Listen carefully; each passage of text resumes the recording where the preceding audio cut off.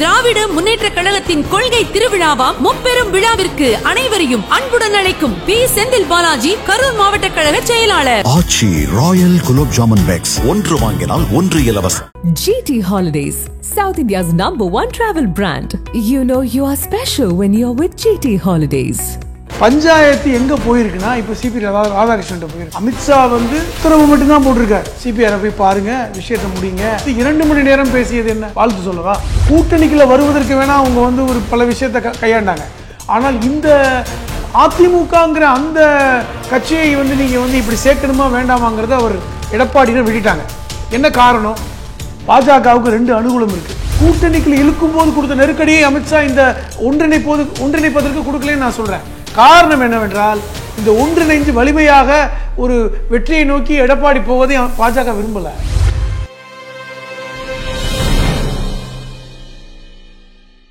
நக்கீரன் நேயர்களுக்கு வணக்கம். இன்று நம்முடன் கருத்துக்களை பகிர்ந்து கொள்ள இணைந்திருக்கிறார் மனிதநேய மக்கள் கட்சியின் மாநில அமைப்பு செயலாளர், எழுத்தாளர் புதுமடம் ஹலீம் அவர்கள். வணக்கம் சார். வணக்கம். செப்டம்பர் 5ஆம் தேதி செய்தியாளர்களை சந்திச்சார் செங்கோட்டையன். அவர் ஒரு கெடு வச்சிருந்தார். பிரிஞ்சவங்களாம் ஒன்று சேர்க்கணும், அதிமுக வலிமை பெறணும், 2026 ஆட்சிக்கு வரணும்லாம் இதெல்லாம் நடக்கணும், அப்படி இல்லைன்னா நாங்கள் அந்த பணிகளை துவங்குவோம் அப்படின்னு சொன்ன அடுத்த நாள் அவருக்கு கட்சி பதவியெல்லாம் எடப்பாடி எடுத்துட்டார். அவருடைய ஆதரவாளர் பதவியும் எடுத்துட்டார். உடனே இவர் போய் அமித்ஷாவை சந்திச்சார், வந்தார். இப்போ எடப்பாடி அங்கே போயிருக்கிறார். இப்போ அதிமுக ஒருங்கிணைப்பு குறித்து அமித்ஷா பேசியதாக தகவல்கள்லாம் வெளியாகிருக்கு. இவர் அதுக்கு ஒத்துக்கலை, இசைவு தெரிவிக்கலை அப்படிங்கிற கருத்து வெளியாகிருக்கு. எப்படி பார்க்குறீங்க? நீங்கள் சொன்ன மாதிரி செங்கோட்டையன் ஒரு 10 நாள் கெடு கொடுத்தாரு. இவர் அதெல்லாம் இல்லை, ஒரே நாளில் ஆளை தூக்கிட்டாரு. கட்சி பதவியிலேருந்து எடுத்துட்டாரு. கட்சி பதவி தூக்கிட்டாரு. அடிப்படை உறுப்பினராக செங்கோட்டையன் தொடர்கிறார். அது நிலைமை. செங்கோட்டையன் மட்டும் இல்லை, செங்கோட்டையனை சார்ந்த முன்னாள் எம்பி, மற்ற மாவட்ட நிர்வாகிகள் பலரும் பதவி விட்டு தூக்கப்பட்டாங்க. செங்கோட்டையன் உடனே என்ன செஞ்சார்? டெல்லிக்கு போனாரா? அமித்ஷா அவர்களை சந்தித்தார். அது சந்திப்பை கூட பலரும் மறைச்சாங்க. அப்படிலாம் சந்திக்கலை, அது நடக்கல. அவரு தான் சொன்னாரு. ஆனா அவரே வெளிப்படையா நான் சந்திச்சேன்னு சொல்லி, போகும்போது ராமர் தரிசிக்க போறாரு, வரும்போது யாரை பார்க்கணுமோ பார்த்துட்டு வந்துட்டாரு. ஆனால் இவர் ஏன் போறாரு? இப்போ எதிர்பார்த்த ஒரு செய்தி தான். அமித்ஷா உடனே அழைச்சார், இவர் போறாரு. இப்போ அமித்ஷாவை பார்க்க போவதற்கு பாருங்களேன், அது பல்வேறு சர்ச்சைகள். 2 காரை மாறி போனார், வெளியே வரும்போது கர்ச்சீப்பை முகத்தை மூடிட்டு வந்தாரெல்லாம் பேசினாங்க. அது ஒரு பக்கம். அமித்ஷாவை நீங்கள் சந்தித்த நிகழ்வு கூட பார்த்தீங்கன்னா வெறும் 10 நிமிடம் சொல்கிறாங்க, 20 நிமிடம் சொல்கிறாங்க. அந்த 10-20 நிமிடங்களில் என்ன பேச முடியும்? ஆனால் பஞ்சாயத்து எங்கே போயிருக்குன்னா இப்போ சிபி ராதாகிருஷ்ணன் போயிருக்கு. சிபிஆர் தமிழ்நாட்டை சார்ந்தவர், இன்னைக்கு துணை ஜனாதிபதி. அவரும் பாஜகவில் ஒரு மூத்த தலைவர் தான். இன்னைக்கு அவரிடம் 2 மணி நேரம் பேசியிருக்கிறார் எடப்பாடி. இப்போ நீங்கள் வெறும் 10 நிமிடம் மரியாதை நிமித்தமாக அமித்ஷாவை சந்திச்சு வந்துட்டீங்க. அமித்ஷா உத்தரவு மட்டும்தான் போட்டிருக்கார். நீங்கள் சிபிஆரை போய் பாருங்கள், விஷயத்தை முடிங்க, இந்த மாதிரி பிரிஞ்சிருப்பது நல்லதல்ல, நீங்கள் ஒன்றாக சேர்ந்தால் மட்டும்தான் ஒரு பலமான அணியாக நம்ம என்டிஏ கூட்டணியை கட்டமைக்க முடியும், திமுகவை எதிர்க்க முடியும். திமுகவை வீழ்த்த வேண்டுமென்றால் ஒரு பலமான கூட்டணி முக்கியம். இருக்கிற ஆட்களை பூரா வெளியே அனுப்பிச்சிட்டிங்கன்னா எப்படி ஒரு பலமான கூட்டணியை கட்டமைக்க முடியும்னு ஒரு கேள்வியை மட்டும்தான் கேட்டிருக்காரு. எடப்பாடி எதுவுமே பேசலை, அதான் உண்மை. அவர் அடுத்து சந்தித்தது தான் சிபிஆர். சிபி ராதாகிருஷ்ணன் அவர்களை சந்தித்து 2 மணி நேரம் பேசியது என்ன? வாழ்த்து சொல்லவா? இப்போ இங்கே அமித்ஷாவை சந்தித்தது எதற்கு என்று பத்திரிகையாளர் கேட்டதுக்கே பதில் சொல்லலை. ஆனால் அவர் அறிக்கை மட்டும் கொடுத்துருக்காரு. நாங்கள் முத்துராமலிங்க தேவர் அவர்களுக்கு பாரத ரத்னா விருது கொடுப்பதற்காக பரிந்துரைக்க வந்தோம். நான் என்ன கேட்குறேன், ஏற்கனவே தெற்கில் முக்குளத்தோர் உங்கள் மேலே கடுமையான கோபத்தில் இருக்காங்க. நீங்கள் ஓபிஎஸ்ஐ சேர்க்கலை, சசிகலாவை விளக்கிட்டீங்க, டிடிவி தினர் எல்லாருமே முக்குளத்தூர் சமூகத்தை சார்ந்தவர்கள். அங்கே ஏற்கனவே 2024 பாராளுமன்ற தேர்தலில் 10 பாராளுமன்ற தொகுதிகளில் நீங்கள் 2வது இடமே இல்லை, உங்களை எதிர்த்து நின்றாங்க. இதே ராமநாதபுரம் தொகுதியில் நீங்கள் 3வது இடத்துக்கு போயிட்டீங்க. அப்போ அந்த சமூகமே உங்களை ரொம்ப எதிர்க்குது. நீங்கள் நான் அதுக்காக தான் போனேன்னு சொல்கிறீங்க. அது யாரும் நம்ப தயாராக இல்லை, அந்த சமூக மக்களே நம்ப மாட்டாங்க. அப்போ நான் என்ன கேட்குறேன்னா, இன்னைக்கு பஞ்சாயம் சிபிஆரிடம் வந்திருக்கிறது. சிபி ராதாகிருஷ்ணன் அவர்களிடம் பஞ்சாயம் போயிருக்கு. 2 மணி நேரம் பேசியிருக்காங்க. என்ன பிரச்சனை? நீங்கள் சேருங்க. இப்போ எப்படின்னா, பாஜகவிற்கு 2 பிளான் இருக்கிறது, 2 விஷயங்கள் இருக்குது. ஒன்று நீங்கள் அதிமுக ஒன்றுபட்டு ஒரு பலமான அதிமுகவாக இருந்தால் மட்டும்தான் நம்ம திமுகவை எதிர்கொள்ள முடியும்.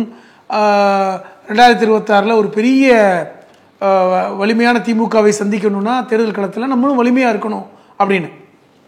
இப்போ இந்த விஷயத்தில் வந்து எடப்பாடி ரொம்ப தீர்மானமாக இருக்கிறது என்னவென்றால், நான் ஓபிஎஸ்ஐயோ டிடிவியை சேர்க்க விரும்பலைங்கிறது தான் இருக்கார். தேர்தல் முடிவு எப்படினாலும் இருந்துட்டு போகட்டும், கட்சிக்கு நான் தான் பொதுச் செயலாளர். டிடிவி எடப்பாடி பழனிசாமி முதல்வர் வேட்பாளர்னா நான் அந்த கூட்டணிக்கு வரலங்கிறாரு. அதை தான் சொல்கிறேன். இன்னைக்கு எப்படி இருக்காங்க, இப்போ ஓபிஎஸ்ஸாக இருக்கட்டும் டிடிவியாக இருக்கட்டும், எடப்பாடி முதல்வர் வேட்பாளராக இருந்தால் நாங்கள் வரல. இப்போ எங்கே நோய் நிற்கினா, நீங்கள் வந்து என்டிஏ கூட்டணியில் யாரை வேண்டுமானாலும் முதல்வர் வேட்பாளராக கொண்டு வாங்க, எடப்பாடியை கொண்டு வந்துடாதீங்க. இப்போ நான் என்ன கேட்குறேன், இன்னொரு பார்வை இருக்கிறது. இப்போ பாரதிய ஜனதா கட்சி மிரட்டி உருட்டி தான் எடப்பாடியை கூட்டணிகள் கொண்டு வந்தாங்க அப்படிங்கிற ஒரு பேச்சு இருக்குல்ல. இப்போ 2021 இல்லை கூட்டணியில் இருந்தாங்க, 2019 கூட்டணியில் இருந்தாங்க. ஆனால் 2024 வெளியே போனாங்க.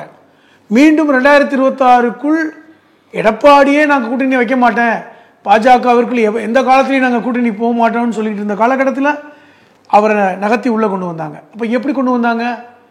அப்போ அமித்ஷா அவர்கள் வந்து என்ன மாதிரியான ஒரு ஒரு ஒரு சூழ்ச்சியா அல்லது எந்த மாதிரியான ஒரு யுக்தியை பயன்படுத்தினாங்கிறது நமக்கு தெரியாது. ஆனால் உள்ளே கொண்டு வந்தாங்க. அது விரும்பா கூட்டணி தான். இப்போ நான் என்ன கேட்குறேன், இப்போ வந்து இப்படி கூட்டணிகளே கொண்டு வந்தவர்கள் எடப்பாடிட்ட நீ ஓபிஎஸ்சியும் சேர்க்கணும், டிடிவியும் சேர்க்கணும், சசிகலா அவர்களையும் சேர்க்கணும் அப்படின்ட்டு அதே மிரட்டல் தொனியில் பேசினால் இவர் ஒத்துக்க மாட்டாரா? அந்த இடத்துல இன்னைக்கு வந்து பாஜக ஒரு சாஃப்டான விஷயத்தை தான் கையாளுறாங்க. கூட்டணிக்குள்ள வருவதற்கு வேணா அவங்க வந்து ஒரு பல விஷயத்தை கையாண்டாங்க. ஆனால் இந்த அதிமுகங்கிற அந்த கட்சியை வந்து நீங்க வந்து இப்படி சேர்க்கணுமா வேண்டாமாங்கிறத அவர் எடப்பாடியிடம் விட்டுட்டாங்க. என்ன காரணம்? பாஜகவுக்கு 2 அனுகூலம் இருக்கு. ஒன்று, 2026 தேர்தலில் திமுக வந்து பெரும்பான்மையாக, திமுக சொன்ன மாதிரி 200 இடங்களில் வெற்றி பெற்று அதிமுக வந்து மோசமான தோல்வி, அதாவது என்டிஏ கூட்டணி மோசமான தோல்வி சந்தித்தால் இந்த பழி யார் மேல விழும்? இப்போ இருக்கின்ற சூழ்நிலையில் எடப்பாடி மேல தான் விழும். ரொம்ப எளிதாக எடப்பாடி வந்து டார்கெட் செய்யப்படுவார். இங்கே பாருங்க, நாங்கள் எவ்வளவோ சொன்னோம், நீங்கள் வந்து டிடிவியை சேர்த்துக்குங்க, ஓபிஎஸ்ஐ சேர்த்துக்குங்க, ஏன்னா தெற்கில் இருக்கின்ற அந்த குறிப்பிட்ட சமூக வாக்குகள் உங்களுக்கு அப்போ தான் வரும்னு சொன்னோம். நீங்கள் கேட்கல, இன்னைக்கு அசிங்கமாக தோற்று போயிட்டீங்க. அப்போ அடுத்து பாராளுமன்ற தேர்தல் 2029 வரும்போது எங்கள் தலைமையில் கூட்டணிக்கு வாங்க, நாங்கள் எல்லாருக்கும் ஓட்டை பிரித்து கொடுத்துக்கிறோம் அப்படிங்கிற பேசுவதற்கு அவர்களுக்கு இலவாக இருக்கும். இரண்டாவது, ஒருவேளை இந்த இந்த அதிமுக என்டிஏ கூட்டணி வெற்றி பெற்றால் அது வந்து பெரிய லாபம் கொடுக்காது பாஜகவுக்கு. ஏனென்றால் அவர்களை பொறுத்தவரை வந்து அதிமுக பலவீனப்படணும், நம்ம தலைமையில் கூட்டணி வரணுங்கிறது தான் நான் காய் நகர்த்திக்கிட்டு இருக்காங்க, நம்ம பேசியிருக்கோம். நான் சொல்றது புரியுதா? அப்போ இந்த இவர்களெல்லாம் உள்ளே வரணும்னு அடிப்படையில் பாஜக நினைக்கல. அது எடப்பாடியோட முடிவுடன் காரணமாகத்தான் இவங்க வரலைங்கிற இடத்துக்கு நகர்த்துறாங்க. நீங்க சொல்றது புரியுதா? எடப்பாடியுடைய அந்த விருப்பத்தை பாஜக வந்து விரும்புது. ஏனென்றால் இந்த பலமான கூட்டணியாக இருந்து ஒருவேளை வெற்றி பெற்று விட்டால் அது அதிமுகவுடைய வளர்ச்சிக்கு தான் பயன்படும். அதிமுகவுடைய வளர்ச்சிக்கு எப்படி பயன்படும்? எடப்பாடியோட வளர்ச்சிக்கு பயன்படும். அது பாஜகவுக்கு வளர்ச்சி இல்லைல்ல, அது பலவீனப்படணும் அப்படிங்கிறத பாஜகவுடைய வளர்ச்சியை கொடுக்கும் அப்படின்னு நினைக்கிறாங்க. அதனால தான் அமித்ஷா வந்து கூப்பிட்டு பேசுறது எல்லாமே வந்து ஒரு கண்துடைப்பு தான். நீங்க இந்த பார்வையை புரிஞ்சுக்கணும். எடப்பாடியை கூப்பிட்டு பேசுவது என்பது ஒரு கண்துடைப்பு, நீங்க உங்களெல்லாம் சேர்த்துக்குங்க சொல்றது ஒரு கண்துடைப்பு. என்ன காரணம் என்றால், நாங்க வந்து அதை பத்தி பேசாம இல்லை, நீங்க தான் உங்களை சேர்த்துக்கல, சேர்த்திருந்தாலும் நீங்க கூட்டியிருக்கலாம். அதாவது நீங்க சேர்த்துக்க சொல்லியும் சொல்வது பாஜக தான், ஆனால் அவர்கள் சேர்த்துக்கொள்ள வேண்டாம் என்று எடப்பாடி சொல்வதையும் ரசிப்பதும் பாஜக தான். அவங்க தேர்தல் களத்தில் சேர்றதை விரும்பல, ஆனால் அதே நேரத்தில் எங்களால பிரியல அப்படிங்கிற இடத்துக்கு தான் பாஜக நகருது. ஏனென்றால் அப்பொழுதுதான் 2029 பாஜக தலைமையில் என்டிஏ கூட்டணி இருக்கும், அதில் அதிமுக அங்கம்தான் வைக்கும், தலைமை இருக்காது. இந்த இடத்துக்கு நகர்த்துறாங்க. இப்ப இவர் என்ன நினைச்சிட்டு இருக்காரு எடப்பாடி? நம்ம தான் வலிமையா இருக்கோம், அதான் சொன்னார்ல, நாங்க மானத்தோட இருக்கோம், வலிமையா இருக்கோம், எங்களை ஒன்றும் பாஜக நிர்பந்திக்கல, எங்களுடைய விருப்பத்துக்கு விட்டுட்டாங்க, உங்களுக்கு விருப்பம் இருந்தால் சேர்த்துக்கொள்ளுங்கள், இல்லை என்றால் விடுங்கள், இது உங்கள் உட்கட்சி பிரச்சனை, அப்படி எல்லாம் சொல்லுவது என்பது பாஜக திட்டமிட்டு தான் இதை வந்து நகர்த்துறாங்க. அவர்கள் நினைத்தால் எடப்பாடியை ஒன்றும் ஒரு ஸ்ட்ரோக்ல ஆளை இழுத்துட்டு வர முடியும். ரொம்ப நெருக்கணும்னா நாடாளுமன்ற தேர்தல் மாதிரி இந்த தேர்தலையும் நான் தனிச்சு போட்டிடுறேன் பாஜக தேவையில்லைன்னு சொல்லிட்டாருன்னா சொல்ல முடியாதுங்க. அந்த மாதிரியான இடத்துல எடப்பாடி இல்லை. அப்படி சொன்னா வரவேற்க சில கட்சிகள்லாம் இருக்குன்னு சொல்றாங்களே. புரிந்து கொள்ளுங்கள். இப்போ எளிதான அவர்களுடைய கூட்டணி என்பது விஜயோட சேர்வது தான் அவர்களுக்கு வெற்றியை கொடுக்கக்கூடிய கூட்டணி நான் பார்க்குறேன். அதிமுக விஜய் வந்தால் நீங்கள் சொன்ன மாதிரி பாஜகவை எதிர்க்கின்ற சில கட்சிகளும் வரலாம். அது ஒரு பெரிய வலிமையாக தான் கொடுக்கும். அது வந்துடக்கூடாதுன்னு உங்களுக்கு ஆரம்பத்திலேயே வந்து அமித்ஷா வந்து எடப்பாடியை செக் வச்சாரு. நீங்கள் புரிஞ்சுக்கிங்களேன். இப்போ எதுக்கு ஒரு வருஷத்துக்கு முன்னாடியே கூட்டணி அமைச்சாங்க? இப்போ தேர்தலுக்கு ஒரு வருடம் இருக்குது, 8-10 மாதம் இருக்குது. இப்போ கூட்டணி அமைச்சா 2 மாத காலம் ஆகிப்போச்சு. ஏன் ஒரு வருட காலத்துக்கு முன்பாக பாஜக வந்து கூட்டணி அமைச்சாங்க? ஏன்னா இவர் இப்படி போயிடக்கூடாது தான். ஒருவேளை அவர் விஜயோட கூட்டணி அறிவித்து மற்ற கட்சிகளும் சேர்ந்திருந்தால் பாஜகவில் ஒன்றுமே செஞ்சிருக்க முடியாது. முதல்ல செக் வச்சு பிரிச்சுட்டாங்க.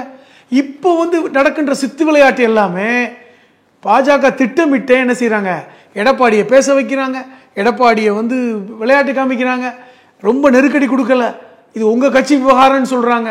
இது எல்லாமே நாங்கள் வந்து அதுக்கு முயற்சி பண்ணுறோம், நீங்கள் அதுக்கு தயாராக இல்லை. இது எங்கள் பிரச்சனை இல்லை. இது முழுக்க முழுக்க எல்லாவற்றுக்கும் பொறுப்பு எடப்பாடி தான் ஏற்றுக்கொள்ள வேண்டும். எடப்பாடி தான் காரணம். அப்போ நாளைக்கு ரிசல்ட் மோசமாக வந்தால் எளிதாக காரணம் சொல்ல முடியும். அதிமுகவில் தன்னை சேர்த்துக்கல அப்படின்னு சொல்றவங்களுடைய குற்றச்சாட்டு எடப்பாடி வீக்கா இருக்காரு, சேர்த்துக்கலன்னு வீக்கா இருக்காரு. நான் ஒன்று கேட்குறேங்க. ஆனால் எடப்பாடி கூட இருக்கிறவங்க எடப்பாடி சிறப்பாக செயல்படுறாரு. இப்போ பாருங்க, ஒவ்வொரு தொகுதியாக பிரச்சாரம் போறாரு, தொண்டர்களை சந்திக்கிறாரு, கட்சிக்காரங்களை உற்சாகப்படுத்துறாரு, எலெக்ஷன் வேலையை தொடர்ந்து செஞ்சுக்கிட்டே இருக்கிறாரு, நான் கேட்குறேன், ஒவ்வொரு முடிவும் தெளிவாக எடுக்கிறாரு, அவர் தெளிவாக தான் இருக்கிறாரு, காய் நகர்த்துறாரு, பொறுப்பாளர்களை கரெக்டாக போடுறாரு. செங்கோட்டையன் அங்கே தான் இருந்தார்.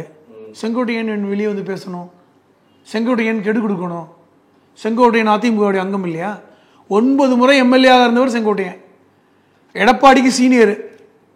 சொல்லப்போனால் செங்கோட்டையனால் அழைத்து வரப்பட்டவர் தான் எடப்பாடி. இன்னும் கேட்குறேன், இன்னும் பலரும் வெளியே வருவார்கள் என்று எப்படி செங்கோட்டையன் சொல்றாரு? இப்பதான் செங்கோட்டையன் கட்சி பதவி பிடிக்கிட்டாங்க, இப்போ செங்கோட்டையன் தனியாக உட்காந்துருக்கிறாருங்கிறாங்களே. யாருமே போய் இப்போ ஆதரவு தெரிவிக்கல. ஆதரவு தெரிவிக்கிறவங்கலாம் கட்சிக்காரங்கள்ல, ஓபிஎஸ் ஆதரவாளர்கள், டிடிவி ஆதரவாளர்கள், அந்த மாதிரி. அதிமுகவை மீட்கின்ற அணியில இப்போ ஓபி செங்கோட்டையன் சேரதான் வாய்ப்பு இருக்கு. நான் என்ன கேட்கிறேன், இதே செங்கோட்டையன் ஓபிஎஸ், செங்கோட்டையன், டிடிவி, சசிகலா இதெல்லாம் குரூப்பா சேர்ந்து ஒரு அணி அமைத்து போட்டிட மாட்டாங்களா சட்டமன்றத்தில்? அவங்களுக்குள்ளே போட்டி ஒன்றிலே இல்லையா? போட்டிட்டால் என்ன ஆகும்? வாக்கு பிரியுமே. இப்போ அவர்களுடைய நோக்கம் என்பது என்னவா இருக்குது? எடப்பாடியை வீழ்த்தணும் தானே. இப்போ திமுக வெற்றி பெறணுமா அப்படிங்கிறத பற்றி அவங்க கவலைப்படலை. எடப்பாடி வீழ்த்தப்படணும், அந்த இடத்துக்கு வர்றாங்கல்ல. நான் என்ன சொல்ல வர்றேன், இப்போ நீங்கள் வந்து ஒரு அறிவு சார்ந்த மக்களாக நீங்கள் எடப்பாடி இருந்தால் என்ன செஞ்சுருக்கணும்? ஒற்றுமைப்படுத்தணும்ல, எல்லாரையும் சேர்த்து நான் பொதுச் செயலாளர்னு ஒத்துக்குங்க. இப்போ நான் என்ன கேட்குறேன், அதுக்குதான் எடப்பாடி சொல்றாரு, சார் கட்சி அலுவலகம் தாய் வீடு மாதிரி, தொண்டர்களுடைய கோயில் அது, அந்த கோயிலை அடிச்சு உடைச்சவங்கள போய் கட்சியில் யாராவது திருப்பி சேர்த்துக்குவாங்களா? 18 பேர் ஆட்சிட்டு போய் தனியாக கும்பலாக வச்சு இந்த ஆட்சியை இல்லாமக்கணும்னு செஞ்சவங்களும் திருப்பி கட்சியில் சேர்த்துக்குவாங்களா அப்படின்னு கேள்வி எழுப்புறாருல. உங்கள் ஆட்சியை காப்பாற்றியதே பாஜக தான் வெக்கமில்லாமல் சொல்கிறீங்களா? நீங்கள் 2017க்கு அப்புறம், ஜெயலலிதா மறைவுக்கு அப்புறம், அதுக்கப்புறம் 2017லேருந்து 2021 வரை உங்கள் ஆட்சியை காப்பாற்றியதே நாங்கள் தான் பாஜக சொல்கிறாங்களா? அதை ஒத்துக்கிறீங்களா? நீங்கள் 18 எம்எல்ஏக்கு வர்றீங்க, அந்த ஆட்சி கலையாமல் இருப்பதற்கு பாஜக தான் காரணம்ன்றாங்க. முன்னாள் தலைவரே சொல்கிறாரு, நேனா நாகேந்திரன் சொல்கிறாரு, இந்த ஆட்சி 2017ல் 21 வரைக்கும் முழுமையாக முடிந்தது காரணமே நாங்கள் தான்றாரு. அது நீ என்ன பதில் சொல்ல போகிறீங்க? அது எடப்பாடி தான் வளர்க்கணும். எடப்பாடி பதில் சொல்லல, அதுக்கு இன்ன வரைக்கும் விளக்க சொல்லலை, இன்ன வரைக்கும் சொல்லலை. அப்போ இது எங்கே போய், திருப்பி சொல்கிறேன், இந்த ஒற்றுமை அவர்களுக்கு வலிமையை கொடுக்குமா கொடுக்காதா? நான் உங்கள்கிட்ட கேட்குறேன். ஓபிஎஸ், டிடிவி ஒன்றே ஒன்று தானங்க கேள்வி. நீங்கள் தான் பொதுச் செயலாளர், இப்போ எல்லாரும் ஒத்துக்கிட்டாங்க. இப்போ யாரும் ஒருங்கிணைப்பாளர், இணை ஒருங்கிணைப்பாளர்லாம் பேசுறது இல்லை. அவர் நீதிமன்றமே இவர் தான் பொதுச் செயலாளர்னு சொல்லியாச்சு. அதை ஏற்றுக்கிட்டா ஏற்றுக்க வேண்டியதானே, என்ன பயம் உங்களுக்கு? அப்போ இந்த ஒற்றுமையாக இருக்கும் பொழுது உங்களுக்கு நிச்சயமாக ஒரு வலிமையான வாக்குகள் கிடைக்கும்ல. அப்போ இந்த இடத்துல ஏன் பாஜக அழுத்தம் கொடுக்கல? இந்த வார்த்தையை ஏன் பேசல? 10 நிமிடம் ஏன் அமித்ஷா பேசினாரு? ஏன் ஒரு மணி நேரம் 2 மணி நேரம் உட்கார வச்சு அவருக்கு முறையாக சொல்லி நீங்கள் ஏற்றுக்கிட்டு தான் ஆகணும், இது வந்து எல்லாரும் சேர்க்கணும் அப்படி என்று அமித்ஷா அவர்கள் சொல்லியிருந்தால் எடப்பாடியால் மறுத்திருக்க முடியாது. அந்த நெருக்கடியை கொடுக்கல. கூட்டணிக்குள்ள இழுக்கும் போது கொடுத்த நெருக்கடியை அமித்ஷா இந்த ஒன்றிணைப்பதற்கு கொடுக்கலன்னு நான் சொல்றேன். காரணம் என்னவென்றால் இந்த ஒன்றிணைஞ்சு வலிமையாக ஒரு வெற்றியை நோக்கி எடப்பாடி போவதை பாஜக விரும்பல. அவர் தோல்வியை போகணும். ஆனா நாங்க காரணம் இல்லைன்னு அவர் நினைக்கிறார்.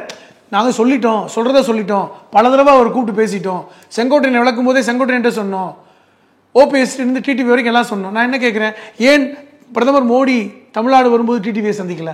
அமித்ஷா வரும்போது ஏன் டிடிவியை சந்திக்கலையே? காரணம் இது எடப்பாடி எங்களுக்கு அவர் விரும்பல, எடப்பாடி விரும்பாதனால தான் நாங்கள் சந்திக்கலன்னு காரணம் சொல்றாங்க. அந்த அளவுக்கா நீங்க முக்கியத்துவம் கொடுக்குறீங்க எடப்பாடிக்கு? அந்த அளவுக்கா நீங்க அவரை மதிக்கிறீங்க? அதான் சொல்றேனே, அவரை வைத்து ஒரு சித்து விளையாட்டை பாஜக விளையாடுகிறது. புரிஞ்சுக்கங்க. நாங்க காரணம் இல்லை கூட்டணி உடைவு, அதாவது உங்க அதிமுக உடைப்பதற்கு நாங்கள் காரணம் அல்ல, நீங்களே உடைச்சிக்கிறீங்க, நீங்க சேருங்கன்னு தான் நாங்கள் சொல்றோம் என்று வாயால சொல்றாங்களே ஒழிய ஒரு அதற்கான எந்த இம்ப்ளிமெண்டேஷனும் பண்ணல, அதோட நடவடிக்கை எடுக்கல. அது எடப்பாடி என்ன நினைக்கிறாருன்னா, நமக்கு அதிமுக நாம தான் பொதுச் செயலாளர், நமக்கு பாஜக தலையிடாது, அப்ப நம்ம முடிவு தான் அப்படிங்கிற இடத்துக்கு நகர்ந்ததன் காரணமாக இன்னைக்கு 2026 ஒருவேளை மிகப்பெரிய தோல்வியை சந்தித்தால் பாஜக எளிதாக எடப்பாடியை கார்னர் பண்ணிடும். நீங்க தான் காரணம், நாங்க தான் எல்லாரையும் சேர்க்கணும்னு சொன்னல என்கிற அந்த அழுத்தம் கொடுக்கப்படும். அதுக்கப்புறம் அவங்களுக்கு இருக்கவே இருக்கு 2029 என்டிஏ கூட்டணி என்பது பாஜக தலைமையில் தான் என்கிற இடத்துக்கு வருவாங்க. அப்படி வந்தால் நீ சேர்த்துக்காத, நாங்க சேர்த்துக்கிறோம், உனக்குள்ள இடத்த வாங்கிக்கோ, இது பாராளுமன்ற தேர்தல் என்கிற இடத்துக்கு நகருவாங்க. இதுதான் அவங்க பிளான். ஏன்னா 2031 தான் அவர்கள் வேற சட்டமன்ற தேர்தலை வேற விதமாக சந்திக்க நினைக்கிறாங்களே ஒழிய இந்த 2026 சட்டமன்ற தேர்தலில் அதிமுகவை அழியக்கூடிய அந்த செயல்களுக்கு தான் அவங்க துணை போறாங்க. ஆனால் இதே ஒரு ஜனநாயக ரீதியில் இந்த நிகழ்வு நடப்பதை போன்ற ஒரு தோற்றத்தை ஏற்படுத்துகிறார்கள் என்பதை தான் மக்கள் புரிந்து கொள்ளணும். ஓபிஎஸ் கூட்டணிலேருந்து வெளில வந்திருக்கிறார், டிடிவி கூட்டணிலேருந்து வெளில வந்திருக்கிறாரு. ஆனால் எடப்பாடி பழனிசாமியை மாற்றினா யோசிக்கலாம், அந்த கூட்டணிக்கு வரதை பற்றி பார்க்கலாம் அப்படின்னு அவர் சொல்கிறாரு. இப்போ செங்கோட்டையனும் அமித்ஷாவை பார்த்துட்டு வந்திருக்கிறாரு. அப்போ இவங்க எல்லாருமே பாஜகவுடைய ஆதரவில் தான் இருக்கிறாங்க. இப்போ எலெக்ஷன் வந்துட்டா இப்போ எடப்பாடி பேச்சை கேட்டுட்டு பாஜக இவங்களெல்லாம் சேர்க்காம தேர்தலை சந்திச்சாங்க அப்படின்னா இப்போ எப்படி இவங்க பாஜக எதிர்த்து இவங்க நிற்பாங்களா, இல்லை பாஜக நிற்கிற இடத்துல இவங்க நிற்க மாட்டாங்களா? என்ன ஐடியா, எப்படி இருக்கும்? நான் சொல்றேன் என்னோட பாயிண்ட்டை. இதுதான் நடக்க போகுது. கண்டிப்பாக எடப்பாடி இவர்களை சேர்க்க மாட்டார். செங்கோட்டையனையோ ஓபிஎஸ்ஸையோ சசிகலாவையோ டிடிவியோ சேர்க்க போறதில்லை. பாஜக அதை பத்தி கவலைப்பட போறதில்லை. இந்த 4 பேர் ஒன்று சேருவாங்களாலும் தெரியாது. இவங்க 4 பேர் ஒன்று சேர்ந்தாலும் சேரலைனாலும் பிரச்சனை இல்லை, விடுங்க. ஆனால் 2026 தேர்தல் என்பது திமுக வர்சஸ் என்டிஏ கூட்டணி இருக்கும் பொழுது பாஜகவிற்கு ஒரு 50 இடங்கள்ல நிற்பாங்க இல்லையா? கண்டிப்பா 50 சீட்டு எழுதி வச்சுக்கோங்க. 50 இடங்கள்ல நிற்பாங்க. எனக்கு துணை முதலமைச்சர் கேட்குறாங்க, கூட்டணி ஆட்சின்னு சொல்றாங்க, 50 இடங்கள் நிற்பாங்க. தென்னகத்துல தான் அதிகமாக சீட்டு வாங்குவாங்க. அந்த இடங்களில் இந்த கூட்டணிகள் இந்த வெளியே போனாங்கல்ல, செங்கோட்டையனா இருக்கட்டும், இல்லது டிடிவியா இருக்கட்டும், ஓபிஎஸ்ஸா இருக்கட்டும், இவர்களுக்கான ஆதரவு நிச்சயமாக அந்த பாஜக வேட்பாளருக்கு இருக்கும். உதாரணமா இப்போ நீங்கள் ராமநாதபுரம், தேனி, கோயில்பட்டி போன்ற இடங்களில் பாஜக நிற்குதுன்னு வைங்களேன். இந்த இடங்களில் ஏற்கனவே 2021 தனியார் நின்றே டிடிவி போன்றவர்கள் 2வது இடத்துக்கு வந்தாங்க. அவர்கள் பட்டவர்த்தனமாக பாஜகவுடைய வேட்பாளரை ஆதரிப்பாங்க. ஆனால் அதே நேரத்தில் அதிமுகவுடைய வேட்பாளருக்கு எதிராக வேட்பாளர்கள் நிறுத்துவாங்க.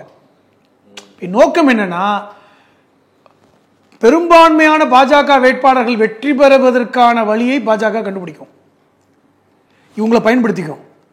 இப்போ 2024 பாராளுமன்ற தேர்தலில் தென்னகத்தில் பாஜக தனியாக நின்றாங்கல்ல, பல இடங்களில் இந்த ஓபிஎஸ் கூட்டணி எல்லாம் சேர்ந்து இப்போ ராமநாதபுரத்துலேயும் பாருங்களேன், ஓபிஎஸ் நின்னாரு, பாஜக நிற்கல. இப்போ இவங்க அந்த இடங்களில் ஓபிஎஸ் அணி ஆள் நிப்பாட்ட மாட்டாங்க, வேட்பாளர்கள் நிறுத்த மாட்டாங்க.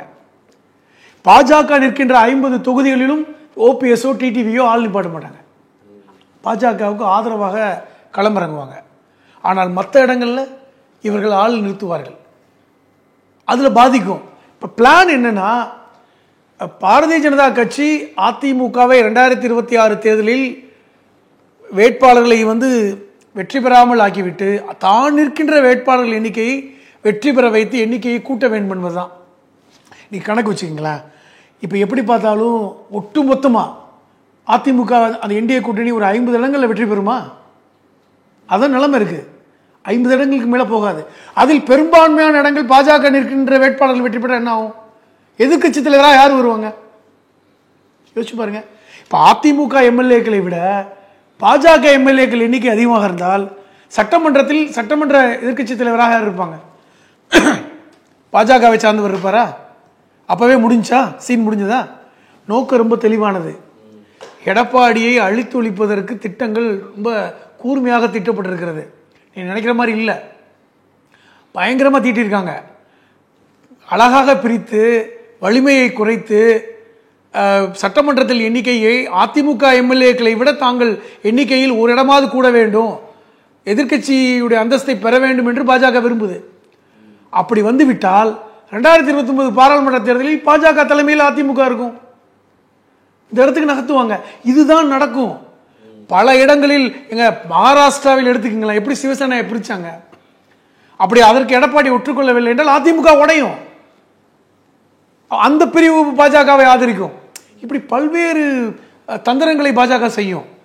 இதுதான் நிதர்சனமான உண்மை.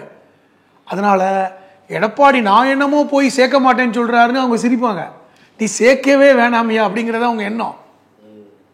நீ சேர்க்கவே வேணாம், சேர்த்தாதான் எங்களுக்கு பிரச்சனை, ஆனால் நீங்க சேர்த்துக் கொள்ளுங்கள் என்று அறிவுரை சொல்லுவாங்க. 10 நிமிஷம் அறிவுரை. எங்க ஒருத்தரை சேர்த்துக்கிறதுக்கு 1 மணி நேரம் உட்கார்ந்து பேச வேணாமா? 10 நிமிஷம் அறிவுரை போதுமா? இதுதான் நடந்து கொண்டிருக்கிறது. அதே நேரத்தில் டிடிவிக்கோ ஓபிஎஸ்க்கோ பாஜக நேரடியாக தொடர்பு இல்லாமலாம் இருக்கும், பேசிக்கிட்டு தான் இருப்பாங்க. அதனால தான் அதனுடைய வெளிப்பாடு தான் டிடிவி போன்றவர்கள் நீங்கள் எடப்பாடி முதல்வர் வேட்பாளராக இல்லை என்றால் நாங்கள் ஆதரவு கொடுப்போம். இப்போ என்ன போய் சொல்லுவாங்க சட்டமன்ற தேர்தலில்? எடப்பாடிக்கு கிடையாது உங்கள் வாக்கு, பாஜகவுடைய வேட்பாளருக்கு தான் நாங்கள் வாக்கு செலுத்தணும், அதுக்காக ஆதரவு கொடுக்குறோம் அப்படிங்கிற வார்த்தையை தான் பேசுவாங்க. இப்போ இதுதான் நகருது. அவங்களுடைய செயல் திட்டம் இப்படித்தான் வெளிப்பட்டு கொண்டிருக்கிறது. இதில் எடப்பாடி என்னமோ நம்ம வீரன், நம்ம தான் கண்ட்ரோலில் இருக்கோம், நம்ம தன்மானம் அப்படின்னு பேசுவது எல்லாமே இது ஒரு அறியாமை தான், அல்லது தெரிந்து கொண்டு பேசுவது என்பதை நம்ம பார்க்கணும். பார்ப்போம் சார் என்ன நடக்குதுன்னு. கருத்துக்களை பகிர்ந்து நக்கீரன் டிவிக்கு சப்ஸ்கிரைப் செய்யுங்கள். உங்கள் ஆதரவே எங்கள் பலம். ஆசிரியர்களுக்கு நண்பனாகவும் மாணவர்களுக்கு ஆசானாகவும் திகழும் தேர்வு வழிகாட்டி. ஒவ்வொரு பாடத்திற்கும் அனுபவமிக்க ஆசிரியர்களின் துல்லியமான தெளிவான விடைகள். CNC இருக்கு, தேர்வு பயம் எதற்கு? இது தீரன் பப்ளிஷிங் ஹவுஸ் விற்பனை வெளியீடு.